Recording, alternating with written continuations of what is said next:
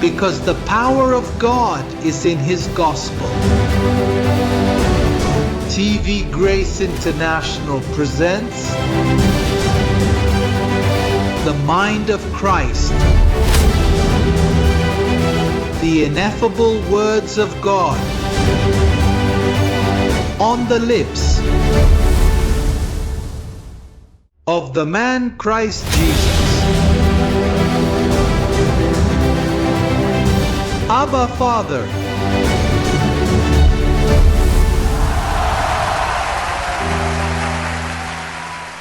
Hey, making the most of the time.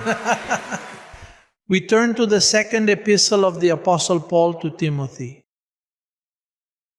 Chapter 2.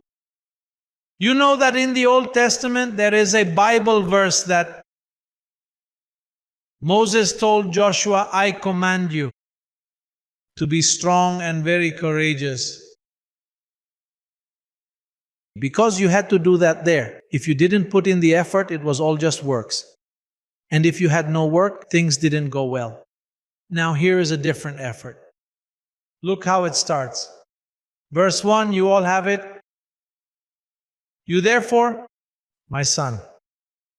Paul addressed Timothy as a son because he was the father, the second father. Abraham was the first. Paul, the second father of that time. And he said to him, you therefore, my son, be strong in the grace that is in Christ Jesus. And notice the word strive fits there in that aspect, strive to enter into his rest. Strive to cease working. Strive to remain relaxed. Notice what type of effort it is here. It is different from the old covenant. Because here it is the good fight of faith. You must keep your faith at all times. It says, and the things that you have heard from me among many witnesses, commit these to faithful men who will be able to teach others also. You therefore must endure hardship as a good soldier of Jesus Christ. No one engaged in warfare entangles himself with the affairs of this life, that he may please him who enlisted him as a soldier. And also if anyone competes in athletics, he is not crowned unless he competes according to the rules. The hard-working farmer must be first to partake of the crops. Consider what I say, and may the Lord give you understanding in all things. Listen, that is what the Lord told me this afternoon. Consider what I say, and may God give you understanding in everything. And I sought understanding for this. And then, the first step is to endure hardship. Anyone whose eyes are opened and enters this revelation begins to speak differently. And starts seeing things from a point of view different from everyone else.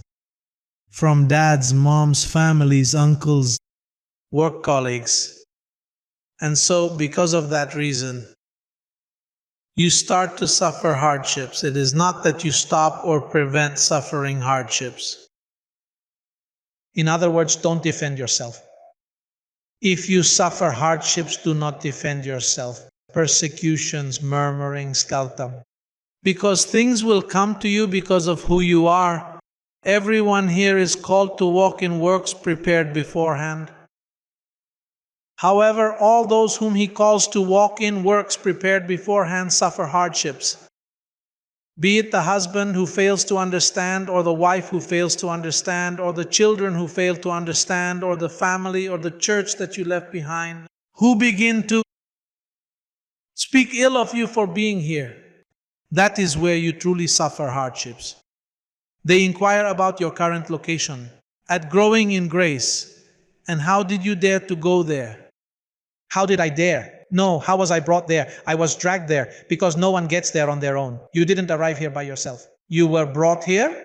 God used means to bring you. Because this is a unique word.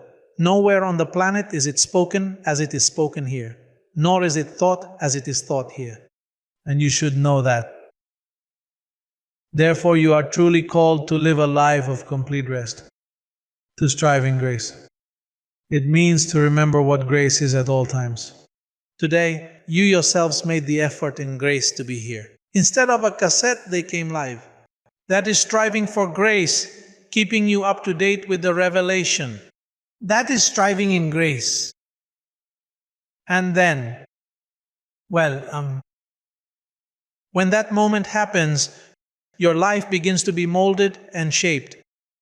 Your senses start to be exercised in the discernment of good and evil. They take your mind and a process begins of decontamination. Paul says we must cleanse ourselves from all filthiness of spirit and flesh. And the spirit remains uncontaminated. It is attempting to tell you that the erroneous things you believe to be spiritual are actually just garbage from that religious system. Concepts. For instance, when you arrived here for the very first time, you said, "I like this, but I do not accept that." And then 2 months later, you said, "Wow, that's so clear," which means that what kept you from accepting it at first was a contamination of things you had in your mind. And now you say that it is so easy. I really do not know why I was so shocked by it. Look, that thing about apostleship, that's the stumbling block. No, everything is fine, but that is acknowledging the apostle. That's religious contamination. Because you think that is idolatry. Idolatry is when you give recognition to a man who is taking advantage of you. That is idolatry. But recognizing those who labor among you, those who do well, who build your life, to recognize their work is not idolatry. There is wisdom there. Because he built your life. Idolatry is going to the Pope and kissing his ring to someone as clumsy as that person who teaches you nothing.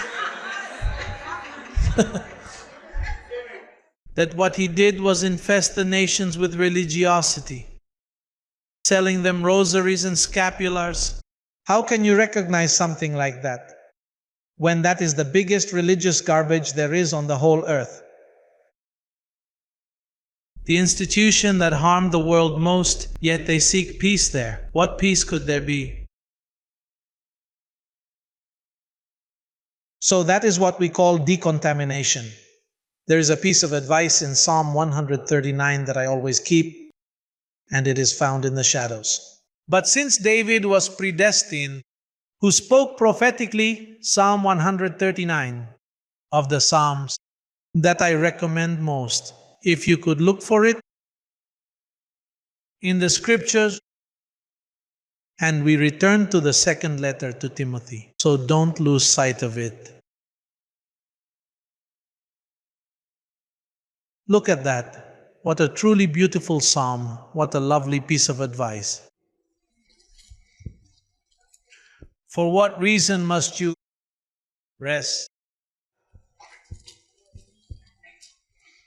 and suffer the hardships that come because of grace?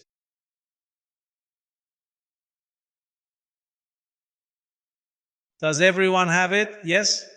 I am going to begin. It says, O Lord. It says, O Jehovah. But I, for education, for submitting to Paul. Hello? Paul never used the term Jehovah. You shouldn't either. For he said, that which you saw in me, that which you learned, that which you heard, do this. So, out of deep respect for my apostle, whenever I read the name Jehovah, I say, I cannot say that. I must say, O Lord. Because Jehovah changed his name. It is a name he gave himself in the shadows. But do not name it based on the shadow. Instead, name it based on the light, if you can. It says, O Lord, you have searched me and known me. You know my sitting down and my rising up. Hello? All the predestined and chosen ones can say this. Look, he lifts you up and puts you to bed. The Lord is watching over you. Listen, that gives a kind of rest.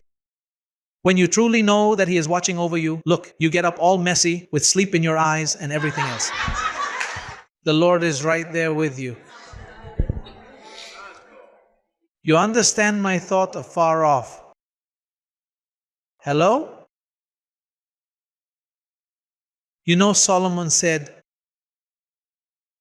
a multitude of thoughts come to the mind of man. However, above all of them, the will of God is what is done. For example, a multitude of thoughts came to Jonah. I'm off to Nineveh. One thought, I'm going to buy the ticket. Second thought, I did it. Third thought, I escaped. Fourth thought, I already left all those people behind. Fifth thought, what they did not account for was the seventh thought, a whale that was about to swallow him up. So sometimes you think you can do whatever you want. You think, I'm going to the United States and over there I'm going to do whatever I want. I'm done with this family of mine that's always watching over me. And then you believe, you think you made it, but you come here and the Lord takes you. He made changes in you and that is all. You don't own your life, blessed one. He comes into your life at the age of 10, 15, 20, 30, 40. Even the elderly people take them as well. Even to gray hairs I will bear them.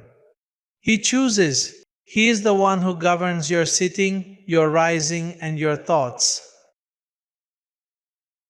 Look at this beauty. You comprehend my path and my lying down. He has searched deep, not just on the surface. He knows the places you have been and your path. Hello? He saw you in there, you know? And that's where you have to be careful.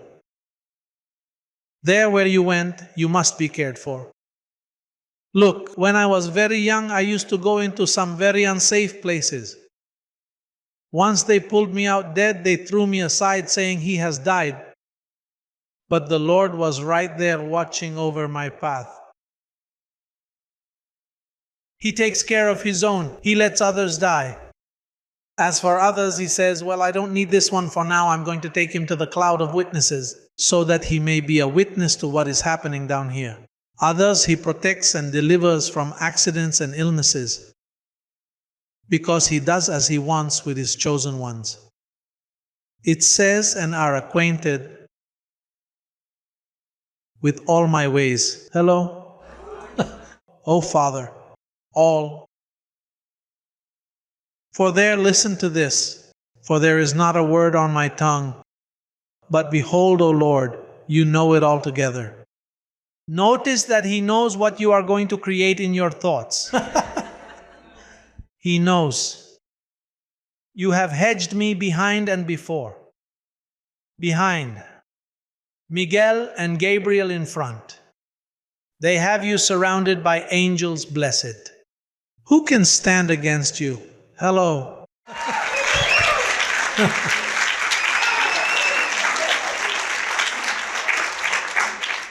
Listen, it's wonderful to have that testimony with you. He says, I know he is with me. And sometimes you think to yourself, hey, how far can I stretch this rope, you know? And there the Lord is caring for you.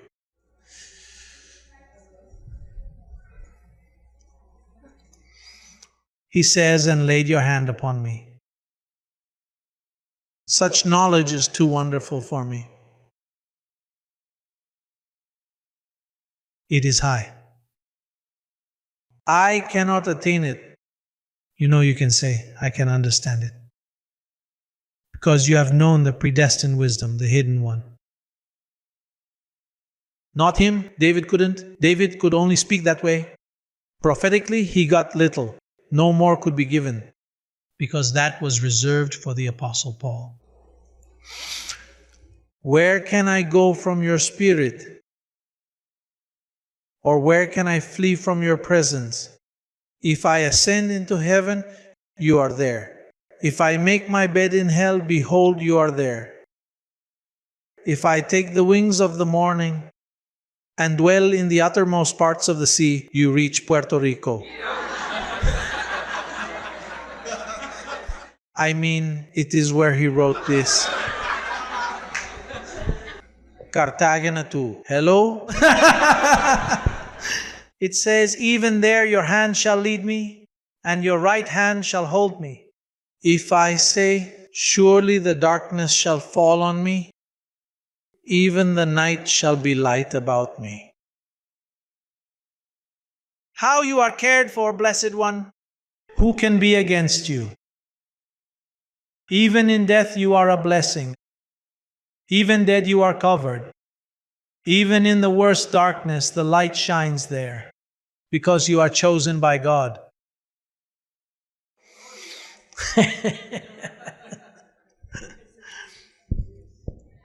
Indeed, the darkness shall not hide from you, but the night shines as the day.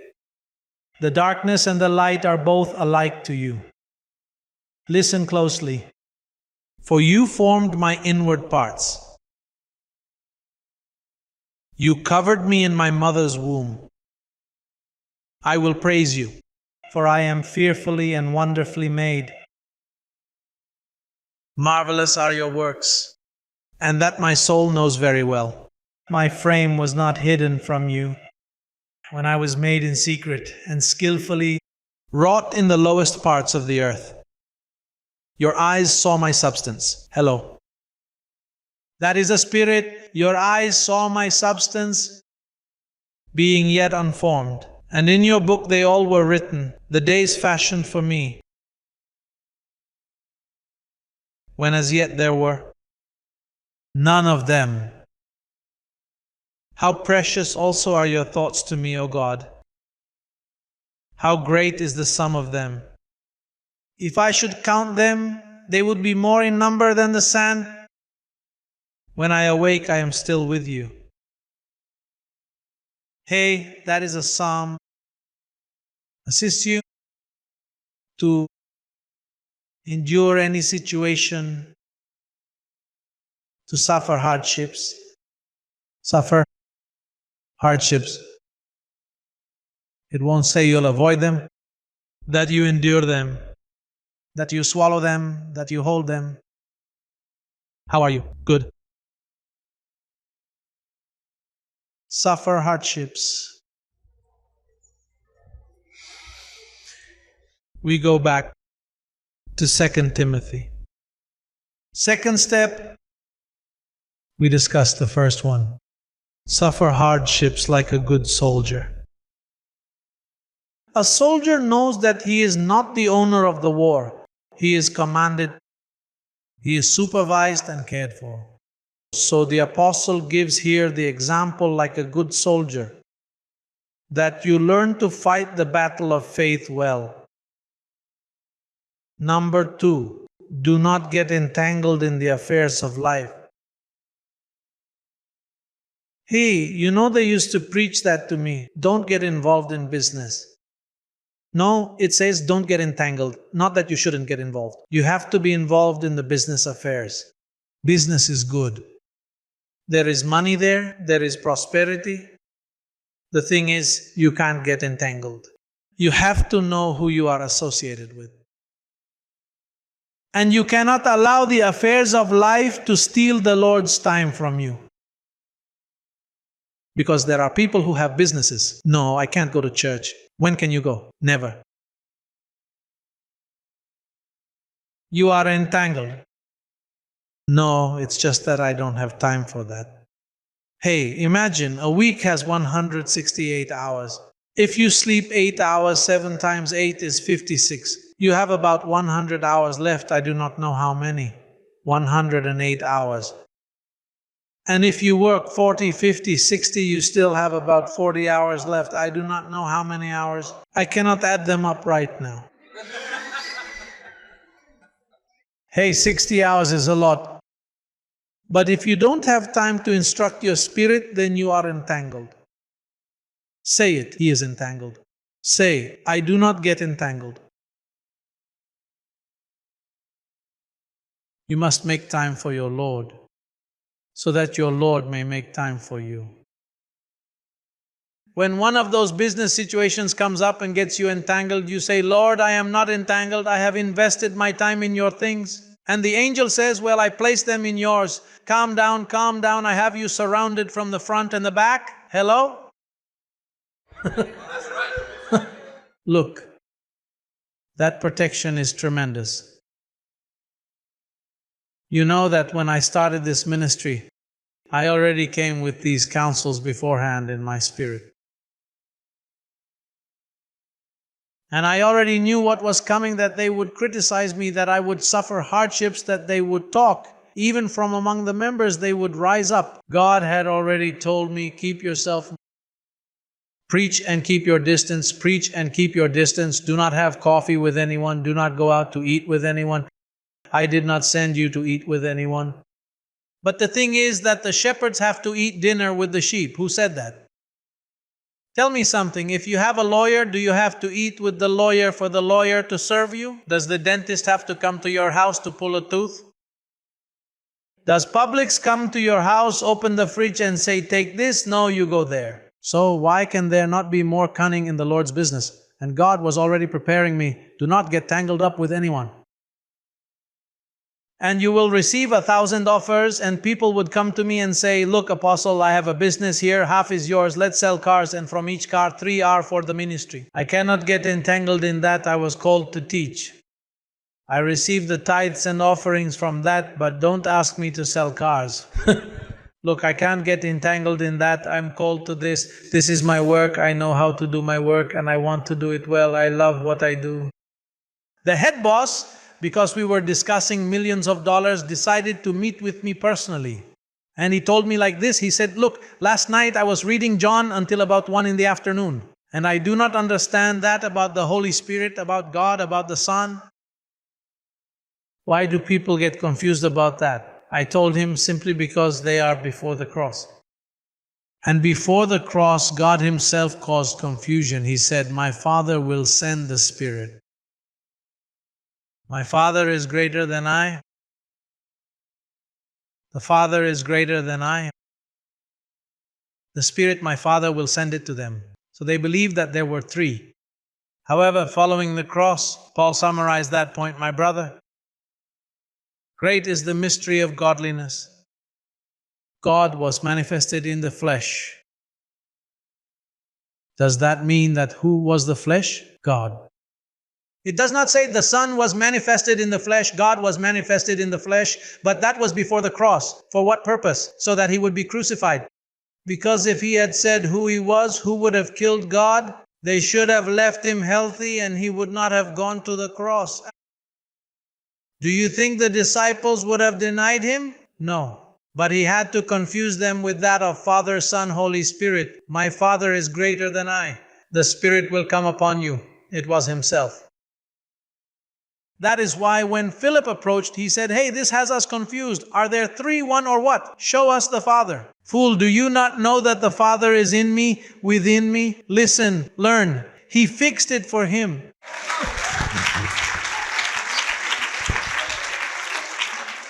Hey, and I left this gentleman. I left it there. Hey, thank you so much. Did you know that I was really confused about that? I told him, don't be confused after the cross. And today was the second meeting, and I was already carrying my weapon there, hidden away.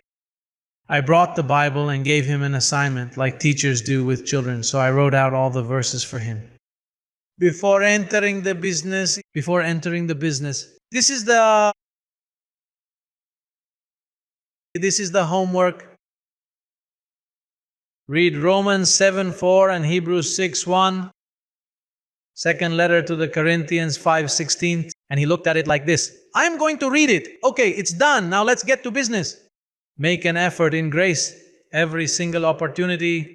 You must be standing there fully prepared to share the word of the Lord. So you are going to get involved in the business of life, but you are not going to get entangled. Everything that your hand finds to do, make sure you do it well. Another thing. To reach where you are going to reach, don't step on anyone. Because some people say they've succeeded, but they left 20 people hurt because they stepped all over them. You left them in a bad position. Some people deceive and hurt others. I will lie here to get there, and then I lie there to get somewhere else. No, it has to be done legitimately. In order to be crowned, the athlete must compete in a legitimate manner. No, don't deceive your brother. Don't steal from him, and don't ask him to lend you money knowing you won't pay it back. That is wrong. I mean, if it happened to you and you have the procedure, look, forgive, I did not intend this. It got damaged. I'll find a way to fix it. But if you are going to get involved in the business of life, be faithful. That God will back that up. And God supports you when you are faithful to principles. If you can be faithful, God will back you up. You will never lack anything. God will provide. You were faithful in sowing, God saw it, God sees it, it goes to your account. That is your future. Your future is secured because there are angels that are behind and in front, watching over your life. I have not seen the righteous forsaken, nor their children begging for bread. There are hard times, but not impossible. God always provides. Make sure to set aside time for the Lord in your schedule. I was reading an anecdote many years ago about a man he was the owner of a very prosperous shoe company, and behind his chair he had three things. It said, God, family, shoes. God, family, shoes. Some people change the ad like that. Shoes, family, and finally God. If you put the Lord first, there are principles. And it is always on your lips. And you can count on Him. And you get up in the morning, angels, thanks that I am going here without breaks. Thanks, I'll go this way. You don't have to pray much, don't be religious. Oh, Father, in the name of God. You know, some people think that praying is just giving a half-hour summary. No, quickly, getting dressed and fixing your hair. Angels, I'm heading this way. I know I'm going to make it. And you get in the car and go, I say, it is so, Lord, confessing the word. My burden is light and easy to carry. The Lord has spoken. He gives no burden you cannot bear. It's easy. Do not make something difficult when it's easy. The Christian life is actually quite easy. There are a whole lot of people out there who will tell you that the Christian life is much more difficult because they painted it that way. They painted it wrong. The third point, the athlete who struggles in a legitimate way. We already mentioned that one, but it is the third. God. Paul here presents an athlete who competes legitimately. You have surely seen those races where the winner gets disqualified because they discovered that somewhere along the track, at one of those curves, they sat down to rest or tripped another runner, and even though they won, they were eventually caught, and he is not crowned legitimately. Fight the good fight of faith. And the last step that catches my attention. Take note, he compares here as a soldier. Then he mentions the affairs of life, then an athlete, and now as a hard-working farmer. Look at the examples he uses. The hard-working farmer must be first to partake of the crops. Must be first to partake of the crops. I understand the Christian life. You enter, you know the revelation, the word begins to find space in your mind, and you confess it, and it becomes part of your life, and you start to sow like a good farmer. You start sowing the word, and it seems like nothing is happening. And you say you are healthy, yet you remain sick. I am doing well, but you almost lost your car. And you are like, hey, Lord, you work for others, but not for me. No, others are also working the land too. They are sowing. Now pay close attention to me. There arrives a moment when the seed breaks the soil and bears fruit. Once that soil breaks through, it becomes fertile ground. You harvest, sow again, and you know you will harvesting again. I've seen my life that way. I've confessed the word. I've been faithful to the word. I speak the word. I think the word. I teach the word. I consume the word. I preach the word. I have those signs that the word may sprekad. It is the word because God is already in his rest. What must spread is his word. God is not going to help you. What helps you is his word. And I have seen it at the beginning. I went through things where sometimes the flesh would rise up and told me, well, that's not keep confessing. Look, you are not well. The money, that situation, apparently you are doing badly, but the word, it is written, I believe it, it is written, I believe it. Maintaining the confession. Then there came a moment when it finally broke. Look, there is no sickness that can come upon me. I mean, it may show up, but it ends up losing. I have been through so many things have happened to me. But I am now beginning to fight the good fight of faith. I have sown this word. I have sown it in you. I have sown it in the world. I have sown it in myself. I have sown it in the person next to me. I have sown it in everyone. At first it may seem difficult, nevertheless. You are not sowing for just anything. You are sowing for a lifestyle that then stays with you. And once you reap it, the harvest doesn't decrease. It keeps increasing. Increasing. Increasing. That harvest keeps improving. That's why it says there, Timothy, consider what I say. May God give you understanding in everything. The farmer who labors must be the first to partake of the crops. The harvest takes time. But once the harvest is worked, you have to keep trusting in this word. I've been here 3 years, 3 years. Hey, I have more than 20. Confessing it. But work. Work and listen, what are 20 years? You spend 80 years wasting time, you die and they say nothing about you, they put down a coffin and that is it. Who died there? A nobody. How many of your family members do you not know? Look, they were born, they ate, they slept, they ate. They died. And that is where all your relatives ended up. Do you want the same thing for you? Here you sow, but when you reap the harvest,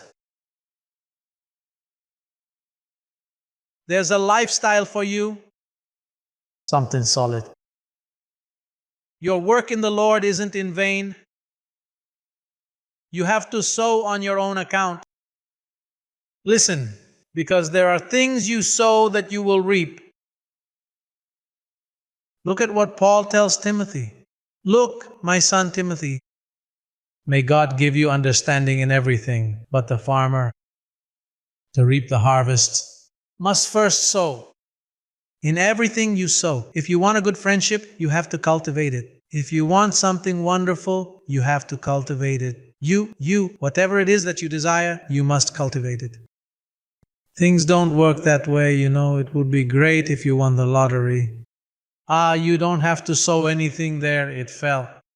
But that happens once in 1,000. Do you know how many churches I could have bought with what I've been offered here already? I mean, not temples, buildings. I correct myself, see? Do you have any idea how many buildings they have offered to me? Apostle, look, I will buy the whole television network for you, but that's insecure. But when you sow, when you reap, when you do something little by little, do you know how many messages? How many times I have stood here in front of you to harvest those testimonies from the radio that arrive now?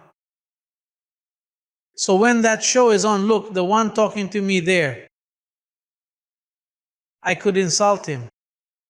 because I am seeing the harvest of so many years when someone calls on the radio. Did you happen to hear the person who called in today? He said to me, "Look here, Apostle, I am coming from a Pentecostal church in Puerto Rico, one of those that are extremely rigorous."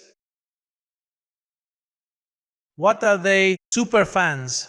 And they spend their time rebuking demons, and casting out demons day and night. And he says that he went one night to a park over there to a certain place.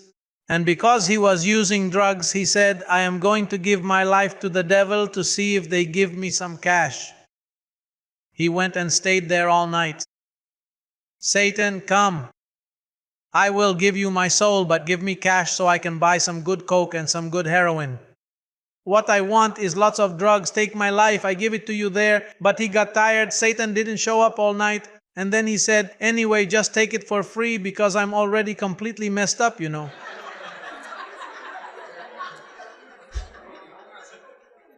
And how was it? Through a cassette. And someone, a blessed one, gave him a cassette from here. And he says that when he heard that the devil was destroyed, that makes sense, that's why he didn't show up. No wonder he didn't show up. Liar.